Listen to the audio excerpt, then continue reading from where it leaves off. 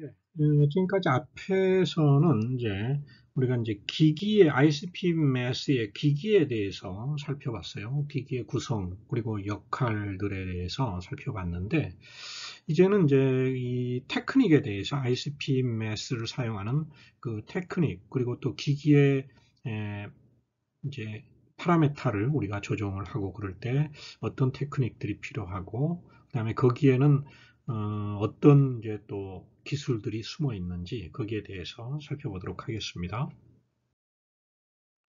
예, 먼저 우리가 이제 그 시료를 ISP 매스 가지고서 분석을 하려고 하면은 뭐 혈액 시료를 한다.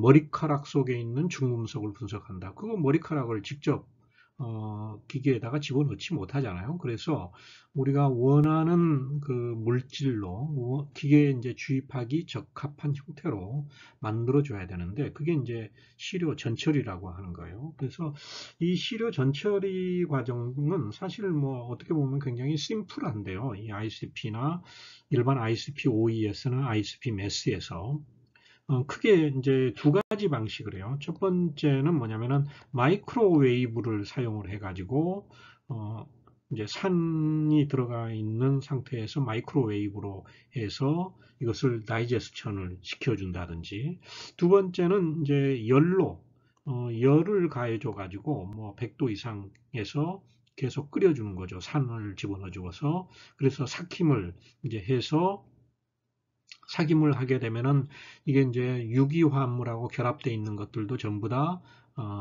분해가 되고 그리고 이제 뭐 단백질 같은 거 예를 들어 머리카락 그런 것들도 전부 분해가 되고 이제 유기물들이 전부 제거가 되는 거죠.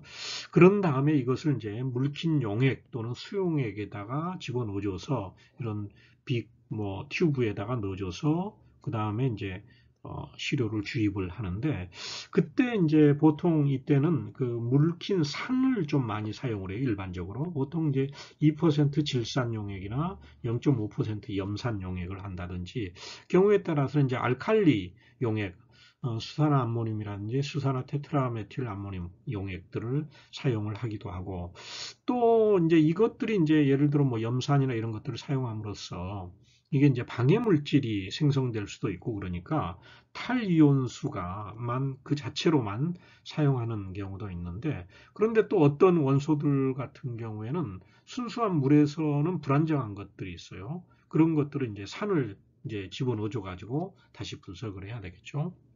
그리고 또 이제 이 시료 전처리에 있어서 웬만하면은 이제 이 ICP 매스에서는 이제 방해 물질의 그 영향들을 많이 안 받아요. 매트릭스. 그런데 그렇지만은 이 이제 기기가 이 매트릭스 효과라든지 분무 장치가 이게 이제 막히는 경우들이 있어요. 고온을 하고 그다음에 시료들이 이제 분무가 이루어지고 또 그 기화가 이루어지면서 그러면 이제 고형물이 남게 되는데 즉 총용존 고형물이라 해서 TDS가 0.2% 이하면은가 바람직하다. 그러면은 한 2000 ppm 정도가 되겠네요. 이 정도가 되면은 뭐 크게 방해받지 않고 분석이 가능하다 하는 겁니다. 그 다음에는 이제 그 ICP 매스의 그 검출 한계들을 보면은 앞에 이제 서론에서도 살펴봤는데 굉장히 검출 한계가 낮아요. 그러니까 낮은 농도까지 검출할 수 있다는 거죠. 그래서 일부 원소의 경우는 PPQ까지도 가능하다 하는 건데 이게 이제 0.1 ppt 하면은 PPQ가 되네요. 이런 것들 여기에 이제 하늘색으로 되어 있는 것들이죠. 그리고 이제 보통은 뭐 PPT 레벨까지 가능하고 그리고 그렇지만은 이제 이 아이오딘이나 브로민 같은 것들 이런 것들은 이제 양이온이 거의 없으니까 이거는 이제 뭐 PPB 레벨인데 굉장히 이제 검출 농도가 좀 높죠. 그리고 이제 설프라든지 뭐 인이라든지 칼슘 이런 것들도 그렇게까지 좋지는 않아요. 그리고 이제 뭐 여기에 있는 것들은 검출이 안 된다 하는 거죠. 그러면 이제 이 질량 스펙트럼 최종 결과물들은 어떻게 얻느냐? 뭐 궁금하죠? 초보자들은 여기 이제 질량 스펙트럼이 나와요. 질량 스펙트럼이 이 X축은 M 오버 G로에서 질량 대 전압비로 나오고, 그다음에 Y축은 뭐 인텐시티, 보통 이제 CPS 단위로 이렇게 나오는데, 예를 들어 아까 뭐 예를 봤는데 철 56 그 동위원소하고 뭐 알곤하고 산소의 그 산화물 이거는 똑같이 56 위치에서 이렇게 나온다 하는 거죠. 이게 뭐 52 위치는 크롬이 있고 알곤 40짜리 뭐 염소 35, 37짜리 이거는 뭐 3대 1로 이렇게 나오겠죠. 이제 이런 식으로 해서 나오고 이건 이제 막대로 이렇게 되고 이런 식으로 이제 표현을 해줄 수도 있는데 이런 이제 가우시안 피크 모양으로도 표현이 가능합니다. 이렇게 이제 질량 스펙트럼을 얻을 수가 있습니다. 그리고 이제 정량 분석과 관련해서는 일반 크로마토그래피 정량 분석이나 뭐 ICP AES 방법 이런 것들이 다 똑같아요. 외부 표준법이 있을 수 있고 내부 표준법이 있을 수 있는데 정량 분석에서 예를 들어 이 ICP-MS에서도 이제 이 인터널 스탠다드를 사용을 해서 내부 표준 물질을 사용하는데 이때 이제 그 내부 표준 물질 선택에 있어서도 우리가 이제 유의해야 할 사항이 뭐냐면은 우리가 분석하고자 하는 분석 물질하고 질량도 비슷하고 그리고 특히 이제 이온화 포텐셜이 비슷해야 되겠죠. 예를 들어 구리를 분석을 할 때는 인터널 스탠다드로 게르마늄을 사용을 하는데 할 수가 있는데요. 이거는 이제 그 질량이 63 AM6고 그리고 이온화 에너지가 7.73 일렉트론 볼트인데 인터널 스탠다드로는 72 AM6 거의 뭐 한 10 정도 차이 나나요? 9 차이 나네요. 그리고 이온화 에너지 포텐셜도 7.73하고 7.9 비슷한 것을 사용했네 한다 하는 거죠. 그리고 이제 이 내부 표준 물질은 시료 매트릭스에는 포함이 안 돼야 되겠죠. 안 된, 우리가 뭐 일반적으로 크로마토그래피에서도 똑같은 이런 것들이 적용이 되죠. 따라서 이제 이 ICP 매스에서 일반적으로 사용되는 내부 표준 물질은 이런 것들이 있어요. 리튬, 뭐, 스칸디움, 뭐, 게르마늄, 뭐, 이트리움, 뭐, 이런 종류들 여러 가지들이 이 내부 표준 물질로 사용될 수가 있습니다.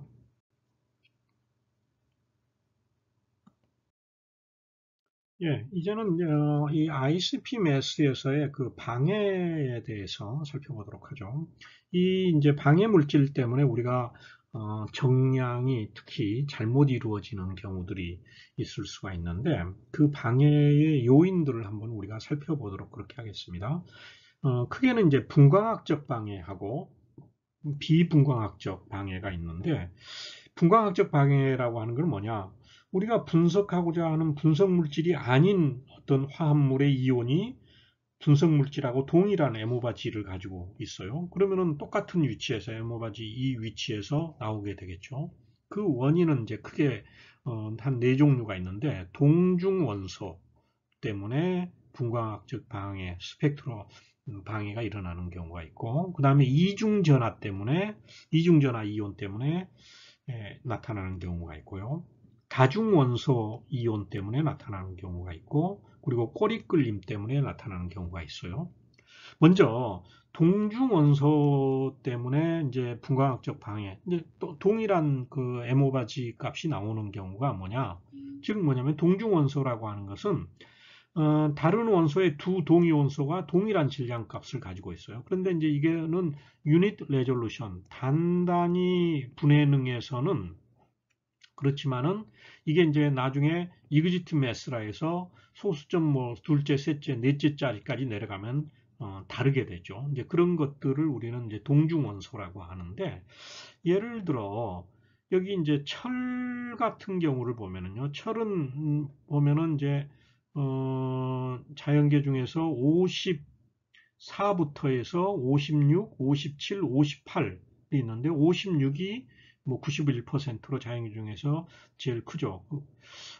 이그지트 매스는 이제 이것들인데 그런데 그 중에서 58이 있어요. 0.33%지만은 이거가 58짜리가 있고, 그러면은 이 철 58하고 니켈도 58짜리가 있습니다. 자연계 중에 68%가 존재하는데 이게 두 개가 겹친다는 거죠. 철하고 니켈 58AMU로 이런 것들이 동중원소의 그 방해라고 하는 겁니다. 두 번째 방해로는, 분광학적 방해로는 이중전화라고 하는 것이 있어요. 우리가 이제 질량 분석학에서 보통 측정하는 게 M오바지잖아요. 전화 한 개당 질량이 얼마냐 하는 것이 표현이 되는 거예요. 그런데 이게 이제 이온화 과정에서 이게 원래는 M 플러스가 이렇게 돼야 되는데 M 2가 플러스가 이렇게 이온화가 되는 경우가 있어요. 그러면은요, 여기에 이 위치가 예를 들어 M 오바 G 값이 60이었다. 그러면은 M 오바 G 값이 60이다. 그런데 얘가 2가 전하를 띄었을 경우에는 원래는 뭐냐면은 이 원래 값은 M 플러스 M 값은 얼마냐면은 120입니다. 그러니까 이가로가 띄었으니까 이런 경우라는 거죠. 이게 1가 전하를 띈 건지 2가 전하를 띈 건지 우리는 잘 모르잖아요. 모르는데 이제 이런 경우들이 생길 수가 있는데 이거는 이제 굉장히 이 ISP 매스에서는 드물어요. 이 LC 매스나 이런 데서는 굉장히 많은데 이 경우는 굉장히 드물어요. ISP 매스에서는. 즉 이것들이 보통은 뭐 단일 전화인데 이중 전화를 띈 것도 가끔씩 이런 칼륨이나 바리움, 뭐 스트론튬, 란탄 계열 원소들이 이제 그렇게 되는데 예를 들어 이런 경우 세륨 같은 경우 세륨 76, 77, 뭐 78 이런 것들이 있어요. 그런데 이게 이중 전화를 띤 가돌리놈이 있는데 이거는 가돌리놈 152 동위 원소가 있고 154가 있어요. 그러면은 156, 160이 있는데 152하고 76은 이거 얼마죠? 이게 곱하기 2 하면은 152가 되잖아요. 152. 즉 76 위치. 예를 들어 얘가 76이다. 70 에모바지 76 위치에 얘가 세륨 76인지 가돌리는 152인지 이게 모른다는 거죠. 이제 이런 것들의 염려도 우리가 꼭 해줄 필요는 있다 하는 거죠. 이런 이제 이중전하에 의해서 스펙트럼 방해가 일어날 수가 있고요. 또 이제 꼬리 끌림 방해가 일어날 수 있는데 이거는 뭐냐면은 이 어느 이제 위치에서 얘가 분리가 이렇게 M오바지인데 M오바지 값인데 이건 이제 막대 그래프로 나타냈을 때는 뭐 이렇게 하지만은 이렇게 피크 모양으로 이렇게 나타냈을 때 얘가 이렇게 굉장히 굵게 나온다는 거죠. 그런데 이 안에는 사실 들여다보면은 이렇게 분리가 돼야 된다는 거죠. 이웃하고 있는 것들이 겹침으로 인해서 나온 것을 이제 꼬리끌림 방해라고 하는데 이거는 이제 감도가 굉장히 안 좋은 경우에 즉 레졸루션이 안 좋았을 경우에 이렇게 일어나는 경우입니다. 다음에 이제 마지막으로 이제 이 분광학적 방해 중에서 가장 일반적인 것이 가장 빈번하게 일어나는 것이 다중원소 방해라고 해서 아까 우리가 앞에서 살펴봤었죠. 즉 뭐냐면은 뭐 크롬 뭐 52 같은 경우는 뭐 알곤 36하고 산소 16하고 이렇게 된 것하고 즉 같다는 거죠. 이것도 52죠. 그 질량이 36 플러스 16 하니까 얘도 크롬도 52라는 거죠. 이렇게 같은 것들이 일어날 수 있다. 같은 위치에서 나타날 수 있다 하는 거죠. 이것들에 의해서는 이제 보통 이제 이것들은 이제 시료 매트릭스라든지 또 시료 전처리에서 사용된 시약들 그리고 이 플라즈마 기체 또는 대중기 중에 있는 그러한 기체들이 원인이 돼가지고 이렇게 생성이 될 수가 있다 하는 거죠. 예를 들어 뭐 염소가 포함된 시료에서는 예를 들어 ClO 그 다음에 알곤, CL 뭐 이런 것들이 예를 들어 지금 이게 아까 얼마였냐면 51이잖아요. 이것도 바나듐도 50일 이게 같은 거죠. 이제 이렇게 일어나는데 이게 이제 보통은 이게 이제 주기율표상에서 네 번째 주기에 있는 원소들이 이런 다중 원소 방해, 즉 이런 결합들이 쉽게 일어날 수 있다 하는 거죠. 그게 이게 이제 애토믹 매스 유닛으로서는 원자 질량 단위로서는 40에서 82 사이에 드는 이런 것들이 이 범위에 있는 값들이 질량 범위 중에서 특히 이제 이런 것들을 주의심해야 되겠죠. 에모바지 40에서부터 82에 있는 것들은 이런 이제 그 다중 원소 방해가 일어나는 이 스펙트럼들이 나올 가능성들이 많으니까 이런 것은 유념해야 되겠다 하는 겁니다.